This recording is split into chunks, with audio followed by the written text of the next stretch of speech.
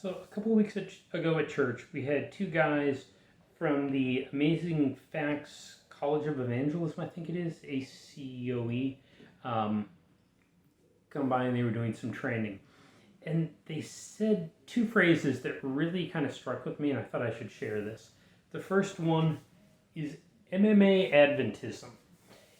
And this is sadly a thing that happens way too much. MMA is in mixed martial arts. And the Adventist church, I went to Adventist schools all the time growing up, said that we like to have questions, we like people to question our beliefs, read the Bible and make your own decisions kind of thing. But the problem is, when somebody does ask questions, they're not nurtured, they're not talked to nicely as a fellow member of the faith, as fellow creation of God. So, I'm glad I can edit this.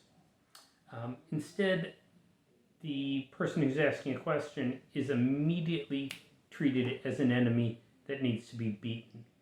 So this idea of MMA Adventism, somebody asks a question, pound them with the Sabbath, and then hit them a few more times with the state of the dead, and then our times time and half a time prophecy statue from Daniel, whatever it is, whatever issue they have, the response is not to be helpful, it's to beat on them with as many verses as you can, rip apart their arguments.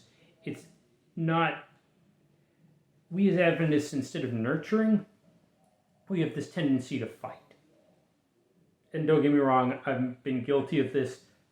There are times I've taken way too much pleasure in arguing with Catholics online, because usually they'll post references and Bible verses, and when you go look at those verses, they have nothing to do with what the argument was, and you can call them out and they go run away.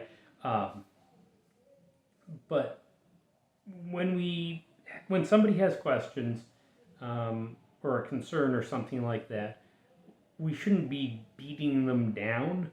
We should be educating them nicely, politely, not trying to show how smart we are, but just to try to be helpful to them.